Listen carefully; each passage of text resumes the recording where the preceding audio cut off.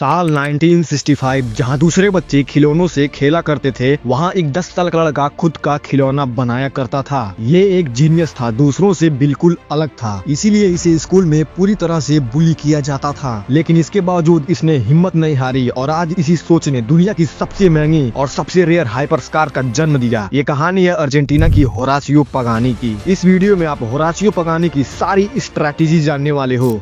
1955 में अर्जेंटीना के कसिल्डा शहर में जन्म होता है होरासियो पगानी का। उनके फादर एक बेकरी ओनर और मदर एक आर्टिस्ट थे। बचपन में उनकी हॉबी कार्स डिजाइन और मैन्युफैक्चरिंग में सबसे ज्यादा थे। वो रात भर कार की मॉडल्स का स्केच बनाते रहते थे। कई बार तो घर पे बिना बताए किसी मैकेनिकल शॉप पर जाकर चीजों को ऑब्जर्व करते। उन्हें ये भी अंदाजा नहीं था कि इनकी यही हॉबी एक दिन उनको करोड़पति बना देगी। 10 साल की उम्र तक होरासियो सिर्फ चीजों को तोड़ मरोड़ के नए नए चीज बनाते रहते। इस क्लिप से हमें समझना चाहिए कि होरासियो बाकी बच्चों जैसे नहीं थे। उनकी IQ लेवल दूसरे बच्चों से काफी तेज थी और सोचने की क्षमता बहुत ज्यादा थी। 12 साल की उम्र आते थे उन्होंने बेसला वुड और चॉकलेट कैन की मदद से एक कार बना दी थी, जो देखने में काफी अच्छी लगती थी। यहाँ पर बेसला वुड का मतलब कि एक ऐसी लकड़ी जिसकी वजन पानी से भी कम हो, जिसे हम आसानी से उठा लें और कहीं भी रख दें। ये कार उनके लाइफ की एक ऐसी कार थी जहाँ से उनका इंटरेस्ट और भी बढ़ता ही जा रहा था। और तभी कहानी में एक नया ट्विस्ट आता है। करीबन 3 साल बाद उन्होंने एक ऐसी चीज बनाई जो आम बच्चे सोच भी नहीं सकते। मैंने आपसे पहले ही कहा था, उनके पिता बेकरी ओनर और मदर एक आर्टिस्ट थे। सबसे पहले उनके पिता ने अपने घर में उनके लिए कुछ स्पेस तैयार किया ताकि उनको कोई तकलीफ ना हो, और जो भी टूल्स उन्होंने कहा उसे इजिली बाजार से खरीद कर लेकर आए। और माँ की मदद से किसी चीज को डिजाइन करना सीखा और फिर घर पे पड़ी पुरानी बाइसाइकिल्स के ऊपर स्कूटर का इंजन फिट किया और स्मॉल मटेरियल्स के लिए छोटे मोटे शॉप पर जाकर चीजों को हायर किया। और इस तरह तैयार हुआ एक बाइक। और उस दिन पूरे कसिल्डा में बाइक को चलाया। और हैरानी की बात यह है कि ये बाइक कहीं भी डिस्ट्रॉय नहीं हुआ। मेरे हिसाब से इस उम्र के बच्चे अपने पढ़ाई और नोट्स बनाने पर ध्यान देते हैं, लेकिन होरासियो ऐसा बिल्कुल नहीं थे। उन्हें पहले से ही पता था कि मैं इन सबसे ऑड हूँ। और हाई स्कूल खत्म होने से पहले उन्होंने एक और कार बना दी, जिसे हम डन बगी के नाम से जानते हैं। इस बगी को बनाने के लिए होरासियो ने बहुत पापड़ बेली। और इसी के साथ अर्जेंटीना के गवर्नमेंट ने कुछ नोटिस किया। उन्होंने देखा कि अलग अलग शहर के बच्चों का ध्यान पढ़ाई पे कम और इन्वेंशन पर ज्यादा ध्यान था। इसीलिए उन्होंने एक कोर्स लॉन्च किया जिसका नेम था इंडस्ट्रियल डिजाइन। इस कोर्स की मदद से बच्चे easily sketching, material science, prototyping और प्रोडक्ट डेवलपमेंट सीख सकते थे। लेकिन ये कोर्स होरासियो पगानी को बिल्कुल पसंद नहीं आया और उस समय अर्जेंटीना में विद्रोह का माहौल था। कॉमन चीजें पहले से महंगी हो चुकी थी, जैसे तेल, आटा, राइस और रिफाइन, जिसे मिडिल क्लास एफोर्ड नहीं कर पाती थी। और उस वजह से लोगों ने प्रोटेस्ट करना शुरू किया, जिससे माहौल अब और भी बिगड़ गया। लोगों के प्रोटेस्ट करने की वजह से इंडस्ट्री, स्कूल और छोटे मोटे शॉप बंद किए जा चुके थे, जिससे बेरोजगारी बढ़ने लगी और कई सारे टैलेंटेड लोगों को मौका नहीं मिल पाया कुछ कर दिखाने का। लेकिन होरासियो ऐसा बिल्कुल नहीं थे। उन्हें पहले से ही पता था कि मुझे अपने टैलेंट्स को और भी इम्प्रूव करना होगा। इसीलिए उन्होंने यूनिवर्सिटी से ड्रॉप आउट ले ली और फुल टाइम अपने करियर को देने लगे। अब टाइम आ गया था कि अपने हिडन टैलेंट को दुनिया के सामने एक्सपोज करने का।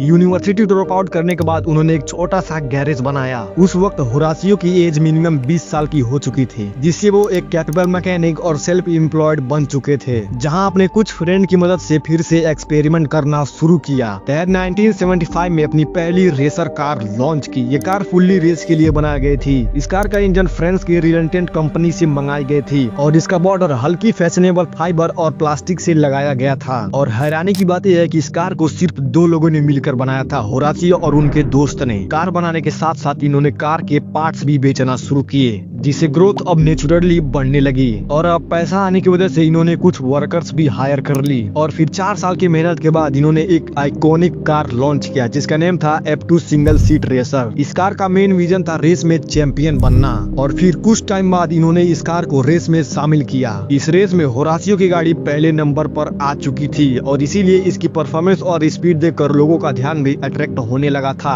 और सेल्स ऑर्गेनिकली बढ़ने लगी। इस पूरे सफर में होरासियो ने एक बात समझ ली थी कि अगर मुझे अपना सपना सच करना है तो मुझे लैम्बो और फरारी जैसी कार डिजाइन करनी होगी। और एक ही जगह था जहां वो परफेक्ट डिजाइन और कार मैन्युफैक्चरिंग सीख सकते थे, और वो जगह था इटली। 25 साल की उम्र तक होरासियो ने अपनी गर्लफ्रेंड मैरिया से शादी कर ली और इटली जाने का सफर यहीं से शुरू हुआ। लेकिन ये सफर इतना आसान नहीं था और उस समय इनके पास ना कोई गाड़ी और ना ही इतना पैसा था कि वो फ्लाइट में जा सकें। इसीलिए इन दोनों ने साइकिल से ही इटली जाने का फैसला लिया, जो कोई आम बात नहीं था। और करीबन 2-3 हफ्ते बाद ये लोग इटली पहुंच गए। पहली रात उनकी टेंट में बारिश से भीगती हुई बीती और यहाँ आने पर सबसे बड़ा प्रॉब्लम ये था कि इन दोनों को इटली भाषा समझ नहीं आती थी और ना कोई रहने का ठिकाना था और ना ही कोई नौकरी। कई बार तो उन्हें पेट पालने के लिए मजदूरी भी करना पड़ा और ये सिलसिला करीबन 2 महीनों तक चलता ही रहा। लेकिन तभी इनके लाइफ में एक टर्निंग पॉइंट आता है। इतने सारे टैलेंट्स की वजह से इनको लैम्बोर्गिनी जैसे बड़ी कंपनियों में फ्लोर शिपिंग का नौकरी मिल जाता है और फिर कुछ महीने बाद लैम्बोर्गिनी के चीफ इंजीनियर बन जाते हैं। लेकिन फिर एक दिन सब खत्म हो गया। इन्होंने लैम्बोर्गिनी के ओनर को एक सलाह दी